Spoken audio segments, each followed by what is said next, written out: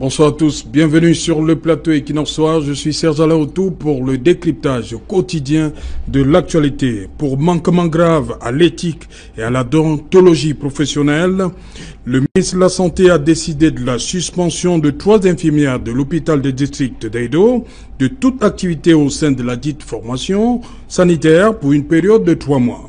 Cette décision de Manaouda Malachi constitue le premier résultat de l'enquête prescrite 3 jours plus tôt, après la vaine tentative de massage cardiaque de l'élève Blériot Tsanou, qui avait laissé place à des tournages vidéo amateurs.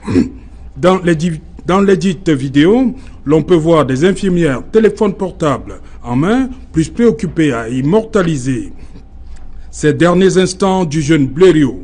Dans la foule, qui a ainsi investi la salle de réanimation, seules 2 personnes s'activent à redonner vie au jeune Blériot. Les autres, simples spectateurs en blouse ou encore plus préoccupés à la prise d'images. 3 mois de suspension pour manquement grave à l'éthique et à la déontologie professionnelle, insuffisant, pensent certains. Incident à l'hôpital du district de Daido, peine minimale pour 3 infirmières. Madame, Monsieur, c'est le fait du jour.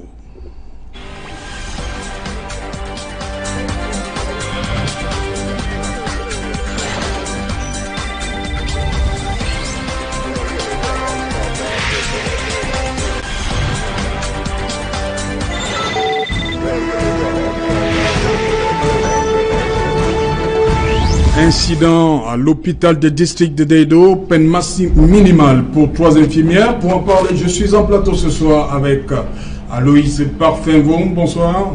Bonsoir Serge. Oui. Bonsoir à tous les téléspectateurs d'Equinox. Bienvenue à Douala. Merci. Voilà, je dis bienvenue parce que vous êtes le vice-président du Social Democratic Front pour la région du centre. Oui, c'est bien ça. Depuis 2 ans, je suis vice-président régional du SDF pour le centre. Oui. Et je suis effectivement à Douala depuis quelques jours dans le cadre d'un atelier sur l'usage des réseaux sociaux organisé par l'UNESCO. Oui. Et nous travaillons avec plusieurs blogueurs, plusieurs internautes connus au Cameroun. Et nous sommes en train de voir comment réduire, n'est-ce pas, la haine. Fake news. Les fake news, oui. La haine tribale et tout ce que Internet a comme inconvénient. D'ailleurs, le sujet dont vous parlez est relatif justement à cette mauvaise utilisation des bienfaits de la modernité. Okay. Donc c'est dans ce cadre-là que nous travaillons et nous finissons samedi. Ok. Bienvenue une fois de plus à Douala, Louise Parfait. Jean Sémé, bonsoir. Bonsoir à vous, monsieur Otto. Bonsoir à mes co-invités. Et bien évidemment, je salue les inconditionnels de votre programme. Ok, bienvenue. Vous êtes journaliste, c'est bien cela, Jean Sémé? Tout à fait. Voilà, donc vous allez nous dire des choses sur l'évolution de cette affaire. Hein? Bien entendu, nous avons suivi ça depuis le 29, date du drame, qui a provoqué toute cette polémique. La presse s'en est abondamment imprégnée. La mienne également. Donc, je crois que j'apporterai des informations supplémentaires sur la question. Sur ce plateau également, Charles Elisan, bonsoir. Bonsoir Serge Alain, bonsoir aux copanélistes, bonsoir à tous les Camerounais et un bonsoir particulier à mes amis de Facebook. Ok, Charles Elisan, vous êtes du Rassemblement démocratique du peuple camerounais, c'est bien cela? Oui, section OJ, Vouri 2, à Newberg. Voilà, est-ce que vous êtes de ceux qui pensent que 3 mois de suspension, c'est le tarif minimal? Bon, permettez-moi tout d'abord, Serge Alain, de présenter à mon nom propre et à la section que j'ai la charge de diriger, la section OGRDPC Vouri 2, nos condoléances les plus attestées à la famille éplorée. Un jeune qui parle à fleur de l'âge alors qu'il n'a rien demandé.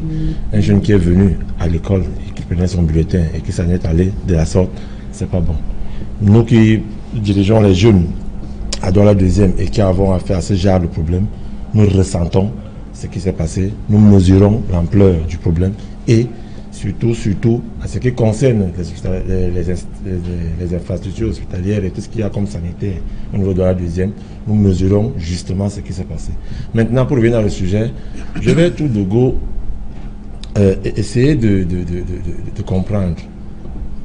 Il y a 3 infirmières qui, lors d'une urgence, un patient qui arrive dont le pronostic vital est engagé. Vous avez certains qui, par professionnalisme avéré... Non, on va arriver au niveau, on va même décrire la scène tout à l'heure. Restons d'abord sur l'ascension. Lorsque l'ascension tombe, comment vous réagissez? Lorsque l'ascension tombe, je dis oui. Comme je l'ai dit tantôt, il y a quelques jours, enfin un ministre qui a de l'audace, un ministre qui a de la poigne, un ministre qui met sur la table les prescriptions que leur ont données à eux les ministres, au gouvernement du 2 de janvier. John Goutet, le 4 janvier, oui. Où le président de la République a demandé du pragmatisme, du réalisme, de la volonté, de la rigueur dans le travail. Et ce nouveau Donc vous appréciez la célérité de Manaouda? J'apprécie la célérité et j'apprécie surtout le fait qu'il ait pris le temps de comprendre.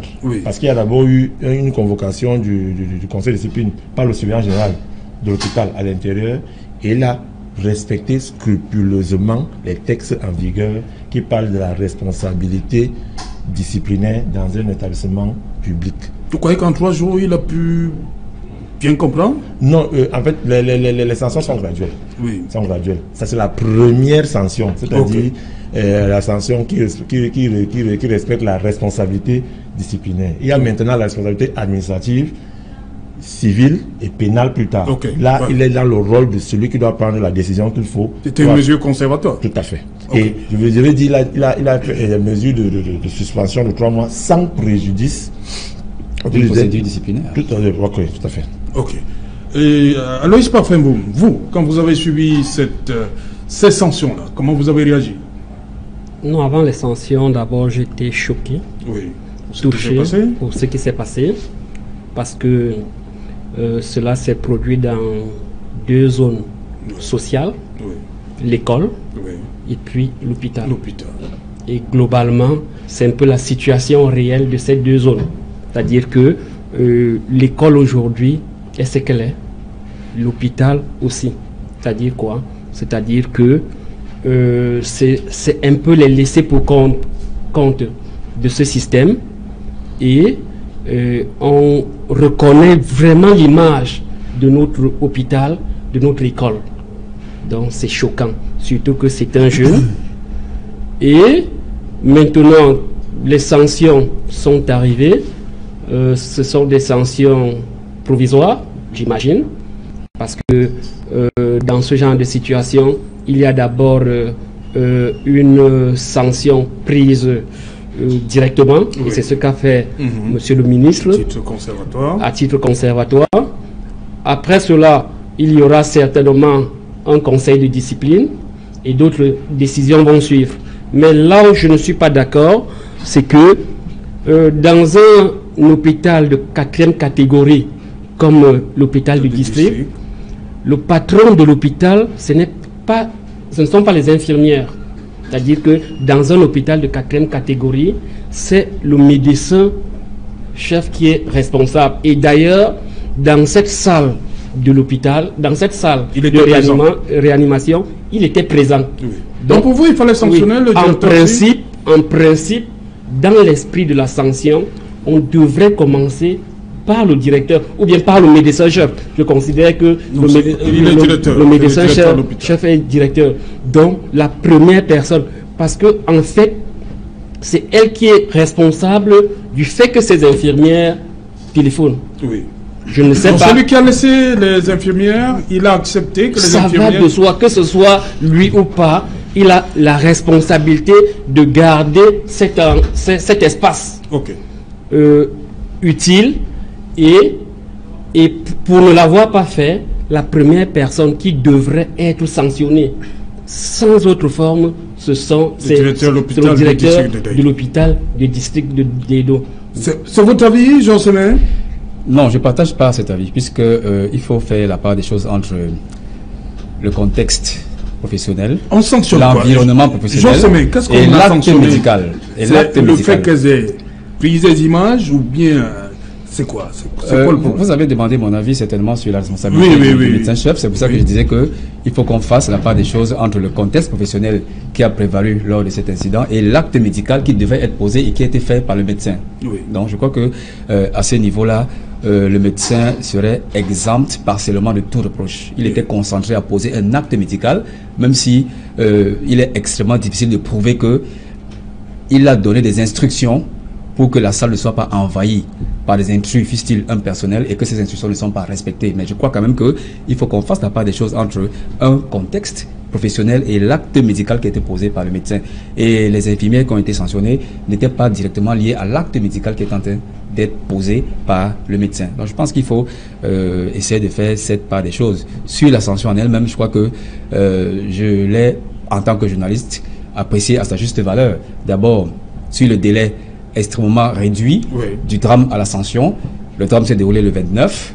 Le même 29, je crois qu'il y a eu un tweet du ministre de la Santé qui désapprouvait complètement la démarche de ces infirmières. Et je crois que le 30, très vite, l'état-major sanitaire de la région s'est mobilisé et a donné des instructions pour qu'il se tienne un conseil des majors à l'hôpital du district de Daïdo, afin que les premières conséquences soient tirées. Et ce n'est qu'à partir de ce conseil des majors que les premiers éléments ont été transmis au ministre de la Santé qui, le 2, a très rapidement pris les premières mesures conservatoires. Ils sont bien évidemment partiels. Donc, ça tranche de façon catégorique avec cette cacophonie qu'on a observée en 2016 avec la fameuse affaire Monique Koumateke, voilà, où il y a eu une incroyable cacophonie et des dirigeants sanitaires locaux et ceux de Yaoundé où les sanctions ne sont pas tombées immédiatement et où il y avait vérité et contre-vérité. Mais sur ce dossier du jeune Lério Sanou, il y a eu une chronologie des faits et les sanctions appropriées ont été prises en premier ressort parce que ces sanctions qui ont été prises sont sans préjudice d'autres sanctions qui vont certainement tomber dans les prochaines semaines. Ok, sur ce plateau également, Alex Nguepi, bonsoir, bienvenue. Bonsoir à tous les panélistes. Voilà, vous arrivez là, on est en train de parler déjà de la mesure du ministre, Manaouda Malachi, comment vous l'avez accueilli? Il y a d'autres, seules les infirmières sont coupables dans cette affaire? D'abord, je tiens d'abord à dire que nous devons d'abord saluer la mesure qu'il a prise. Oui. La première mesure qu'il avait prise, c'était sur les indigents. Elle était bonne, oui. Elle est appréciable. Il faut souvent savoir apprécier quand quelque chose est bien, même s'il y a des limites. Oui. Et pour la sanction, c'est aussi appréciable. On doit apprécier. Mais cependant, on se pose une question. On se dit, pourquoi faut-il toujours que quand le grand public est au courant avant qu'on sanctionne? C'est un peu comme si on veut nous faire savoir que tout marche dans nos hôpitaux. Donc, non, attends, on veut comprendre. Non, ce que je veux dire, c'est-à-dire, oui. Il y a, ces cas sont récurrents tous les jours, ça se passe dans les hôpitaux. On n'a pas encore suivi que, sans que les gens soient informés, que dans tel hôpital, il y a eu telle mesure qui a été prise comme sanction. À ce que, si pris une mesure, avant que les gens investiguaient, et se rendaient compte que cette mesure a été prise par rapport à une faute qui a été commise, on aurait compris. Mais, on se rend compte que c'est quand les gens sont au courant qu'ils sanctionnent. Donc, il y a un mal-être qui est là, qui existe. Donc c'est juste sur la pression populaire qu'il met les sanctions. Mais est-ce qu'il faut seulement sanctionner? Je ne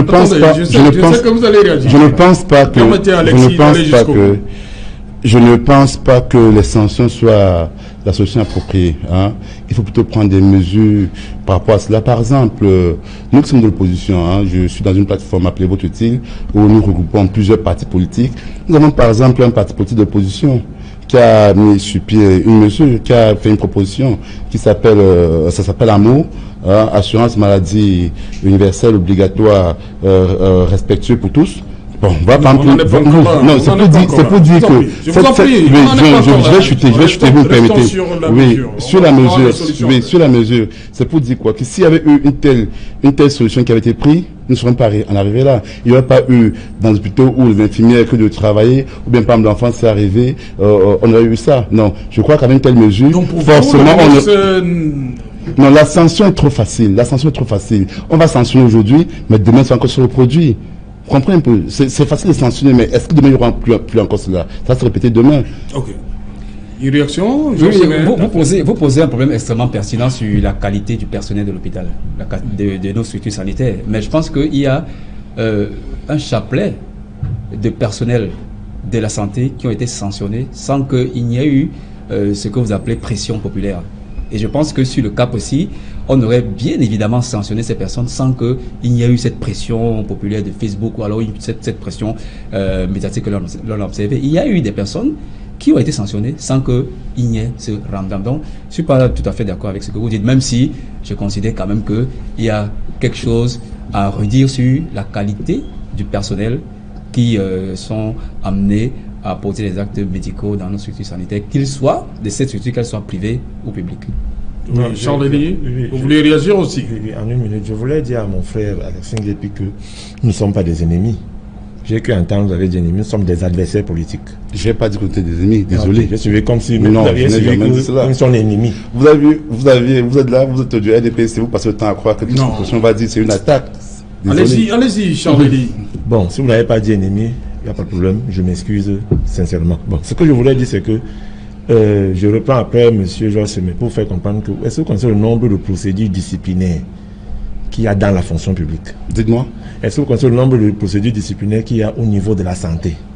Est-ce que vous savez que c'est parce que justement vous voulez faire commander l'État par la rue que vous croyez que les décisions qu'a prises le ministre de la Santé viennent du fait de la pression populaire? Non. Il est resté dans sa logique légale et il a respecté la loi. Il aurait d'abord fallu qu'il y ait eu au niveau de cet hôpital une enquête à l'interne qui a été faite et diligentée par le surveillant général de cet hôpital, et c'est à partir des résultats qu'on commence à prendre les sanctions, et les sanctions sont graduelles. Maintenant, je voulais juste lui couper, lui dire quelque chose, c'est que... Permettez. Je vais vous passer la parole. J'ai souffert de vous écouter, faites pareil. Donc, maintenant, ça c'est la première mesure conservatoire. Il y a une deuxième qui arrive, ainsi de suite. J'ai dit ici que les sanctions au niveau disciplinaire sont graduelles. Là, on prend d'abord la première mesure et la deuxième arrive. On peut arriver même jusqu'à la révocation du corps de la fonction publique et même la prison. Parce qu'il y a un adage chez eux qui dit que le médecin ou bien le personnel de santé est responsable de ses actes devant ses pairs et devant les patients. C'est comme ça que ça se passe, M. Képi. Maintenant, vous remettez le sempiternel problème de la formation de nos agents de santé sur la table. Nous, tous nous sommes dans ces hôpitaux, mais vous n'allez pas quand même continuer à parler du train qui arrive en retard à la gare et vous oubliez 9 trains qui arrivent à l'heure. Non.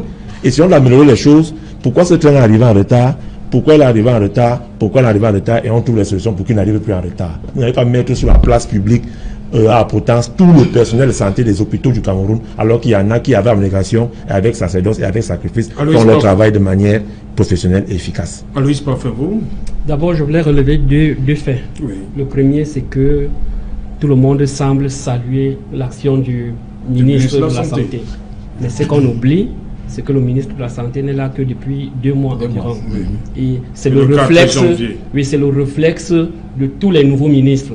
C'est-à-dire que les premiers jours, vous les voyez prendre des décisions et quelques mois après, vous allez malheureusement constater qu'ils vont s'essouffler. Vous avez vu au niveau du développement urbain, un ministre courant à gauche et à droite pour dire qu'elle surveille les chantiers. Vous allez voir au niveau du ministère des Sports, ainsi de suite. Bref, on est habitué à cette situation où les ministres, les premiers jours, donnent l'impression qu'ils sont des travailleurs.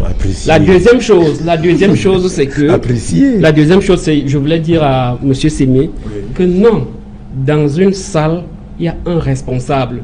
Même pour faire des photos, il y a quelqu'un... Non, je veux on va développer cet aspect tout à l'heure. D'accord. Oui, tout à l'heure. Je vais revenir là-dessus. Oui, je vais se dire à mon ami du RDPC, M. Zan, que le ministre, il est légal, mais la rue est légitime.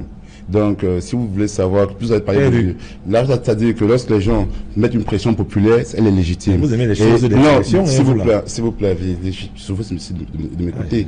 La pression populaire est légitime, elle n'est pas légale. Et si on doit comparer que dessus de l'autre, je crois sa légitimité. Donc, c'est pour vous faire savoir que tout à l'heure, mon panéliste a relevé le fait que les nouveaux ministres font cela. C'est vrai, je suis d'accord avec lui. Mais je pense qu'avec les réseaux sociaux, avec les nouvelles formes de technologie de communication, nous pouvons mettre une pression à ces ministres-là, à ce qu'ils puissent, en fait, on doit les mettre au travail. Hein. Tout ce qui se passe doit être commenté, doit être débattu, afin qu'ils puissent prendre les actes. Et c'est même là qu'il faut nous remercier quelque chose, parce que ce sont des jeunes ministres, ils sont jeunes, ils sont à la fin de l'âge. Donc, ces ministres qui ont 75 ans, 80 ans, qu'est-ce qu'ils font là-bas? Vous êtes du RDPC, Oui. Ok. Oui. Alors, Et nous aurons, je suis fier alors, pour une fois, votre président de parti, votre camarade, votre grand camarade de parti, le président de la République, votre président du parti, s'il vous plaît, il faut rectifier votre président du parti, c'est le parti aussi qui a c'est pas le pris une bonne décision, et le président légal du Cameroun, son excellence Paul Biya, élu, et le président légal du Cameroun, élu, a pris une bonne décision de nommer des jeunes ministres au pouvoir. Mais cependant, on se rend compte que tout récemment, il a nommé, on a fait élire le président de l'Assemblée nationale et du Sénat, qui a plus de 78 ans. On se rend compte que, voilà pourquoi est-ce que vous qui êtes jeune, vous devez comprendre que votre parti est gangréné par ces vieux-là. Parce que quand on met les jeunes aux affaires, qu'on a nommé les ministres qui sont jeunes, ils vont leur action, ils se déposent l'énergie à revendre, ils vont sur le terrain. Mais ces vieux-là, c'est pour... Maurice, comme toi, à quel âge? S'il vous plaît, vous avez quel âge, vous? Charlélie. Bon, voilà, revenons donc à cette vidéo. On va la décrypter, si vous voulez. On voit dans une salle, et toi, d'un personnel soignant, il y en a qui s'activent. Il y a 2 personnes, principalement, qui s'activent à redonner vie aux jeunes Blériot. Il y a un monsieur qui s'occupe du massage cardiaque et une dame qui tient une bonbonne.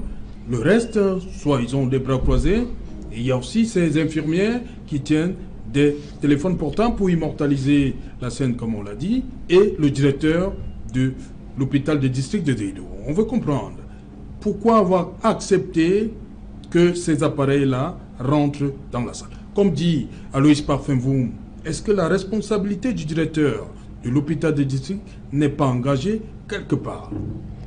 Bien, tout à l'heure nous disions... Oui. Si c'est des images pour l'hôpital des districts, je crois que ce n'est pas plusieurs personnes qui font les images. Vous posez une question pertinente. Oui. Mais je crois qu'on est encore à un niveau à une échelle assez basse des sanctions. Et je crois que la messe n'est pas tout à fait dite sur ce qui va arriver demain en ce qui concerne cette affaire. Et je crois que j'ai été tout à fait clair lorsque je parlais de cette part des choses qu'il faut faire entre l'acte médical qui a été posé par un infirmier et toutes ces personnes qui étaient dans la même salle et qui ne faisaient absolument rien. Qui n'avaient rien à faire là? Qui n'avaient rien à faire là-dedans. Ces personnes ne devaient pas se trouver là-dedans. Ça, je l'avoue. Mais on ne peut pas, de but en blanc, faire porter le chapeau de la présence de ces personnes dans la salle directement au directeur de l'hôpital ou alors à l'infirmier qui posait les actes médicaux. Et je crois que dans le tweet qui a été effectué par le ministre de la Santé, il était tout à fait clair que dans ce tweet, il faisait mention de ce qu'il y avait une enquête qui allait être ouverte et qui allait dévoiler tous les contours de ce qui s'est exactement déroulé dans cette salle. Et la première mesure disciplinaire qui a été prise sur la forme, je dis bien sur la forme, sur ce qu'on a vu, c'est d'abord la sanction de ces 3 dames qu'on a vues de façon très scandaleuse en train de filmer les images alors qu'on posait un acte médical sur un cas extrêmement urgent. Donc ici, on va continuer. Permettez, revenons à l'affaire Monique Koumatekel. Qui a été sanctionné dans cette affaire au niveau de l'hôpital à Kintiri? Personne n'avait été sanctionné malheureusement. Et c'est pour ça que je disais qu'il y avait une certaine cacophonie en rapport avec l'événement que nous vivons. Vous comprenez pourquoi je pose la question? Le directeur de l'hôpital à Kintini a été démis de ses fonctions. Pourquoi? Pour ça? Justement, parce que dans l'enceinte de l'hôpital, c'est son autorité qui est engagée. C'est clair que c'est son autorité qui est engagée. Mais comprenez aussi, M. Papa. Il avait été démis ou changé? Non, c'est suite à cette affaire qu'on l'a élevé de ce poste. Oui, bon, on l'avait pas démis, bien sûr. Même si on ne l'avait pas démis, quand on démet quelqu'un, on dit expressément qu'on le démet. Mais on sait que c'est la formule de politesse. Non, c'est l'administration. C'est l'administration. Quand on vous démet, on vous dit qu'on vous a démis ou révoqué. Bon, ce que je sais, c'est que le médecin... Mais il y avait quand même un rapport entre le départ de Lankantini et l'affaire Koumatekel. Tout à fait. Il y avait quand même le départ, oui. Donc, je voudrais dire ici, s'il vous plaît... Oui, Jean va continuer. Il peut. Ok. Ou alors, éventuellement, sanctionner prochainement. Je dis bien éventuellement, c'est à prendre avec beaucoup de pincettes. Mais sur la première échelle, le premier degré des sanctions qui ont été prises, je crois que c'est les premières sanctions qui devraient être prises sur la forme. Voilà un spécialiste des réseaux sociaux. Il sait que la forme qu'a dégagé cette photo où ces femmes étaient en train de filmer un acte médical qui est en train d'être posé par le patron infirmier est tout à fait scandaleux. Sur la forme, je dis bien, on est encore sur la forme parce que ça a été choquant pour tout le monde. Mais maintenant, dans le fond, je crois que les enquêtes sont en cours et ce n'est qu'au terme de ces enquêtes et après le rapport qui sera certainement acheminé au responsable national de la santé que d'autres sanctions de plus grande ampleur pourront être prises, mais on ne peut pas dire que